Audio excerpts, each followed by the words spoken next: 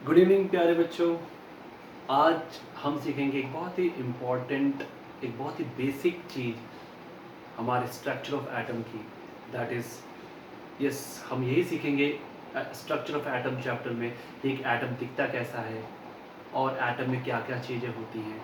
Let's find out, ठीक है। सो एक एटम की अगर बात की जाए, एक एटम में क्या होता है। सबसे पहले एटम के स्ट्रक्चर देखने के लिए हम एक बेसिक आइडिया देखते हैं। बेसिकली एटम के स्ट्रक्चर जब पता करने की कोशिश की थी तो बहुत सारे एवोल्यूशंस हुए, जिसमें पता चला कि एटम ऐसा नहीं, कोई साइंटिस्ट ने बोला ऐसा दिखता है, कोई वैसा दिखता है। एनीवेज, पर हम बेसिकली यहाँ पर एवोल्यूशंस पे, उन मॉडल्स पे नहीं जा रहे हैं जो डिफरेंट साइंटिस्ट ने बनाया था। हम ये देखते हैं कि एटम बेसिकली कैसा दिखता है। डिफरेंट साइंटिस्ट का मत डिफरेंट हो सकता है, लेकिन हम एक रफ बेसिक आइडिया देखेंगे एटम्स का कि एटम के अंदर क्या क्या होता है, और उसके साथ जो टर्मिनोलॉजी, जो चीज़ें इसके साथ जुड़ी होती है, उस पर हम लोग डिस्कस करेंगे, ठीक है। अब एटम को समझने के लिए सबसे पहले आप ये देखेंगे कि आप सोचिए जैसे कि हमारा सौर्य मंडल है, जैसे कि हमारा सोलर सिस्टम है। सोलर सिस्टम में सन बीच में होता है, ठीक है बेटा, और उसके चारों तरफ प्लैनेट्स घूमते हैं। उसी तरह से हमारा जो एटम है, उसके बीच में हमारा न्यूक्लियस होता है। Just like sun we have nucleus है, उसको हम लोग न्यूक्लियस बोलते हैं, ठीक है। और न्यूक्लियस के चारों तरफ, जैसे कि सन के चारों तरफ प्लैनेट्स घूमते हैं, वैसे ही न्यूक्लियस के चारों तरफ इलेक्ट्रॉन्स घूमते हैं, ठीक है बेटा। समझ में आ रहा है? जैसे कि सन के चारों तरफ प्लैनेट्स घूमते हैं, वैसे ही न्यूक्लियस के चारों तरफ इलेक्ट्रॉन्स घूमते हैं। नेक्स्ट चीज देखते हैं क्या है। न्यूक्लियस किससे बना होता है? न्यूक्लियस बना होता है प्रोटॉन से और न्यूट्रॉन से। न्यूक्लियस प्रोटॉन से न्यूट्रॉन से बना होता है। आपसे पूछा जाए कि न्यूक्लियस के अंदर क्या क्या पाया जाता है, तो न्यूक्लियस के अंदर प्रोटॉन्स पाया जाता है, न्यूक्लियस के अंदर न्यूट्रॉन्स पाया जाता है, और ये दोनों मिलकर न्यूक्लियस बनाता है। और इसके चारों तरफ इलेक्ट्रॉन्स ऑर्बिट करते हैं, just like planets orbit around the sun. अच्छा, अब एक इंपॉर्टेंट टर्मिनोलॉजी आती है यहाँ पर, उसे हम लोग कहते हैं एटॉमिक नंबर। ये एटॉमिक नंबर क्या होता है? इसको हम लोग Z से डिनोट करते हैं। That is atomic number is the number of protons. Number of protons, अगर हमें किसी भी एटम के नंबर ऑफ प्रोटॉन्स पता चल जाए तो हमें उसका एटॉमिक नंबर पता चल जाएगा। जैसे कि हम एग्जांपल लेते हैं, फॉर एग्जांपल सपोज मैं कार्बन की बात करता हूँ। कार्बन के एटम में, कार्बन एलिमेंट के एटम में देखा गया है कि नंबर ऑफ प्रोटॉन्स कितने पाए गए हैं? 6। तो उसका एटॉमिक नंबर भी कितना होगा? 6। सिमिलरली ऑक्सीजन की बात करें तो उसमें नंबर ऑफ प्रोटॉन्स पाए गए हैं 8। ये एक्सपेरिमेंटली पाया गया है, तो उसका एटॉमिक नंबर भी हम क्या बोलेंगे? 8। तो सिंपल सी बात ये है कि हमेशा ये ध्यान रखना, कभी भी किसी भी एटम का अगर आपको एटॉमिक नंबर निकालना है तो आपको उसके नंबर ऑफ प्रोटॉन्स पता होने चाहिए। अब वही आपके number of protons will be equal to आपके एटॉमिक नंबर। देखिए बेटा, एंड वाइस वर्सा भी हम बोल सकते हैं। अगर कभी किसी भी एलिमेंट का बोल दिए कि एक फलाना एलिमेंट का एटॉमिक नंबर मान लीजिए कि 10 है, तो उसमें कितने प्रोटॉन्स पाए गए? ऑब्वियसली 10, बिकॉज दोनों के नंबर हमेशा हमेशा, यस देयर इज नो कॉन्ट्रैरी, इसमें कोई भी अपवाद नहीं है, दोनों के नंबर्स हमेशा सेम रहते हैं, ठीक है। ओके, आगे बढ़ते हैं, ठीक है। तो number of atomic number is equal to number of protons. अब कुछ कुछ जगह पे, कुछ कुछ बुक्स में ये भी लिखा हुआ है that will be equal to atomic number को नंबर ऑफ इलेक्ट्रॉन्स के इक्वल भी कर देते हैं। अब देखिए, ये हमेशा सही नहीं होता, क्योंकि अगर एटम न्यूट्रल है तो एटम न्यूट्रल का मतलब इसमें कोई चार्ज नहीं है, तब तो ये बात सही है। अदरवाइज आपको ध्यान रखना पड़ेगा। तो इसलिए मैं आपको यही बोलता हूं कि हमेशा आप नंबर ऑफ प्रोटॉन्स पे ध्यान दो, यहाँ पर कोई अपवाद नहीं है। ओके, सो एटॉमिक नंबर पता चल गया। दूसरी चीज जो हमें पता करनी होती है यहाँ पर, वो है एक और टर्म आते हैं जिसे हम लोग कहते हैं मास नंबर। ये मास नंबर क्या होता है? मास number is the number of protons plus number of neutrons. ध्यान रखना कि प्रोटॉन्स और न्यूट्रॉन्स, न्यूक्लियस के अंदर जो दो आपके पार्टिकल्स हैं, इनके जोड़ को, इनकी एडिशन को हम कहते हैं मास नंबर। तो मास number is the number of proton plus number of neutrons.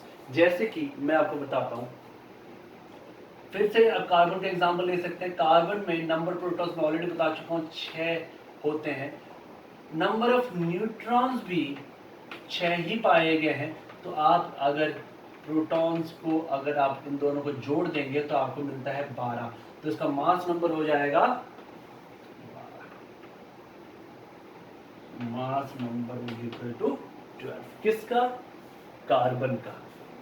किसका? कार्बन का। सिमिलरली अगर आप एक और एग्जांपल लेते हैं, इसको और क्लियर हो जाएगा। सिमिलरली अगर आप ऑक्सीजन लेते हैं तो ऑक्सीजन का प्रोटॉन पाया गया है, प्रोटॉन प्लस का मतलब, क्योंकि प्रोटॉन पॉजिटिवली चार्ज होता है, जो आप पहले पढ़ चुके हो। तो प्रोटॉन प्लस अगर होता है तो इसमें ऑक्सीजन का पाया गया है 8, न्यूट्रॉन भी 0 का मतलब न्यूट्रल चार्ज 8। तो दोनों का जोड़ कर दिया जाए तो 16। तो मास नंबर हो जाएगा ऑक्सीजन का 16। तो क्या आपको समझ में आ गया बेटा कि किस तरह से हम लोग मास नंबर और एटॉमिक नंबर कैलकुलेट करते हैं? अगला चीज जो आपको यहां पर देखना है वो ये है कि किसी भी एटम को कैसे शो किया जाता है, रिप्रेजेंट किया जाता है, वो हम देखते हैं। एक एटम ले लीजिए X, उसको रिप्रेजेंट करने का तरीका, नीचे आप लिखेंगे एटॉमिक नंबर, यहां पर लिखेंगे आप एटॉमिक नंबर, ठीक है, एटॉमिक नंबर, जो कि आप क्या लिखेंगे Z से डिनोट करेंगे, और ऊपर आप मास नंबर लिखेंगे यहां पर, ये मास नंबर, ये हो जाएगा आपका मास नंबर, और ये हो जाएगा आपका एटॉमिक नंबर, ठीक है। इस तरीके से आप डिनोट कर सकते हैं किसी भी एटम, कोई भी एटम ले लीजिए। फॉर एग्जांपल कार्बन का एग्जांपल हम लोगों ने फिर से ले लिया, तो इसका एटॉमिक नंबर है 6, क्योंकि नंबर ऑफ प्रोटॉन 6 थे, और मास नंबर हमने कितना कैलकुलेट किया था बेटा? यस, 6 + 6 12। तो number of protons plus number of neutrons, ये तरीका है आपका किसी भी एटम को रिप्रेजेंट करने का, ठीक। ओके, एक बहुत ही इंपॉर्टेंट स्पीशीज है एक, जिसके बारे में हम बात करते हैं, वो है आपका आइसोटोप्स। आइसोटोप्स। अब ये आइसोटोप क्या होता है? आइसोटोप्स ऐसे स्पीशीज होते हैं जिनका एटॉमिक नंबर तो Z तो सेम होता है, लेकिन मास नंबर डिफरेंट होता है। एग्जांपल देखते हैं, क्लोरीन। अब इसका एक क्लोरीन पाया जाता है जिसका एटॉमिक नंबर 7 है, मास नंबर 35 है। दूसरा क्लोरीन पाया जाता है जिसका एटॉमिक नंबर तो 17 ही है, पर मास नंबर 36 है। तो अब देखिए कि एटॉमिक नंबर तो सेम है पर मास नंबर डिफरेंट है, ठीक है। तो ऐसे स्पीशीज जिनका एटॉमिक नंबर सेम हो, मास नंबर डिफरेंट हो, ऐसे स्पीशीज को हम लोग आइसोटोप के नाम से जानते हैं, ठीक है। ओके, अब देखिए एक इंपॉर्टेंट बात, मैं एक और चीज आपको यहाँ पर नोट करवाता हूँ। जनरली यही डेफिनेशन होता है जो मैंने बताया आपको, लेकिन एक चीज ध्यान रखिए, अगर मैं बोलूँ कि ये मास नंबर है और ये एटॉमिक नंबर है, तो क्या आप इससे नंबर ऑफ न्यूट्रॉन्स निकाल सकते हैं? बिल्कुल हाँ, बिल्कुल। देखते हैं कैसे। मास आपको पता है, number of protons plus number of neutrons is equal to mass number, ये अभी हम लोगों ने डिस्कस किया है, ठीक है। नंबर प्रोटॉन्स आपको, मैं पहले वाले की बात, सपोज ये 2 आइसोटोप्स हैं, मैं पहले की बात कर रहा हूं, तो नंबर ऑफ प्रोटॉन्स मान लीजिए कि 17 है, और नंबर ऑफ न्यूट्रॉन्स मान लीजिए मुझे नहीं पता, मुझे ही तो पता करना है। तो x इक्वल टू, यहाँ पर मास नंबर कितना है 35, तो क्या x कितना हो जाएगा 35 - 17 कितना आ जाएगा 17, 17, 24, 18। तो नंबर ऑफ एक्स क्या था, number of neutrons in case of isotope, this वाले आइसोटोप में आइसोटोप 35 कहते हैं क्योंकि ये अलग होता है, तो हम इससे बोलते हैं क्लोरीन का 35 आइसोटोप, क्लोरीन का 36 आइसोटोप, तो इस केस में 18 हो गया। अगर वही चीज मैं दूसरे के लिए बात करूं तो ये यहाँ पर तो 17 ही रहेगा, यहाँ पर हो जाएगा 36, तो यहाँ पर हो जाएगा 36, ठीक है, और ये कितना हो जाएगा 20। तो देखा आपने कि अगर आपको आपका मास नंबर आपको पता हो और आपका अगर प्रोटॉन्स पता हो तो आप आराम से इसके नंबर ऑफ न्यूट्रॉन्स निकाल सकते हो। इन तीनों में से कोई भी दो पता हो आप तीसरा निकाल सकते हो, और ये एग्जाम में पूछा जाता है ये क्वेश्चन, ठीक है, ध्यान रखिएगा।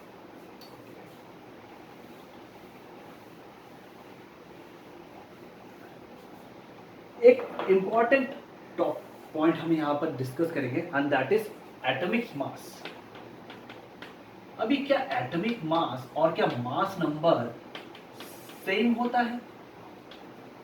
सुनने में तो सेम लग रहा है, लेकिन थोड़ा सा डिफरेंस है बेटा, तो ध्यान रखिएगा कि ये दोनों सेम हो भी सकते हैं और डिफरेंट भी हो सकते हैं। ये कब सेम होंगे और कब डिफरेंट होंगे उसके बारे में हम आपको डिस्कशन कर लेते हैं।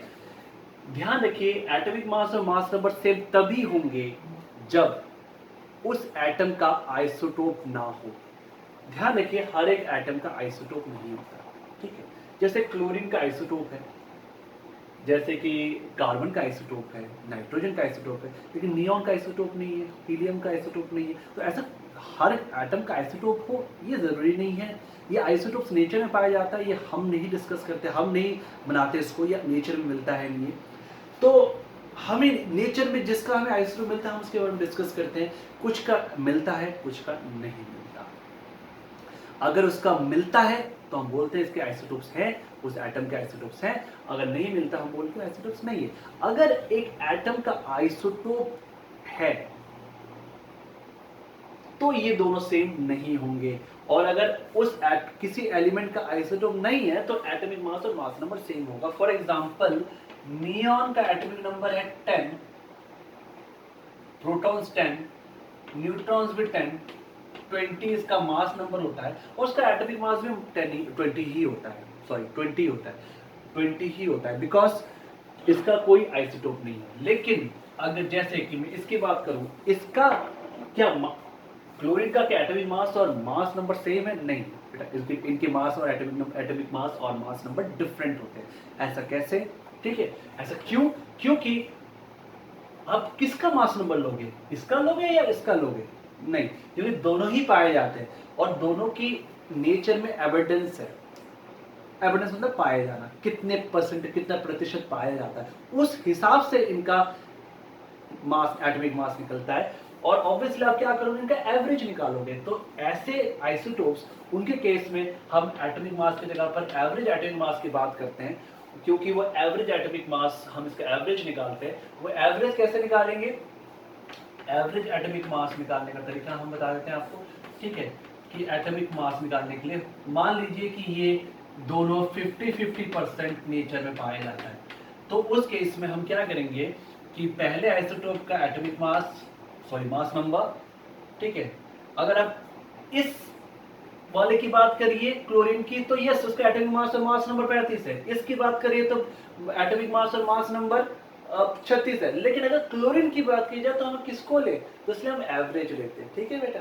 Okay, so average atomic mass of chlorine की बात कर रहा हूं मैं। सो 35 50/100 प्लस 36 इंटू 50/100, जो कि आपका 17.5 प्लस 18, जो कि आपका 35.5।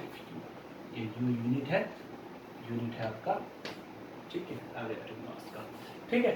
तो आपने देखा कि आइसोटोप के केस में हम मास नंबर और एटॉमिक मास सेम नहीं होता, डिफरेंट होता है। हम उसको परसेंटेज एबंडेंस से कैलकुलेट करते हैं कि नेचर में कितना पाया जाता है।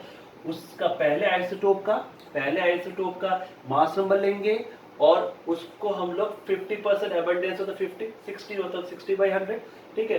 एंड सो ऑन, वो आपको दिया जाएगा कि कितना एबंडेंस है। और 36, ठीक है, 36 गुना multiply 50/100 and will get the average atomic mass.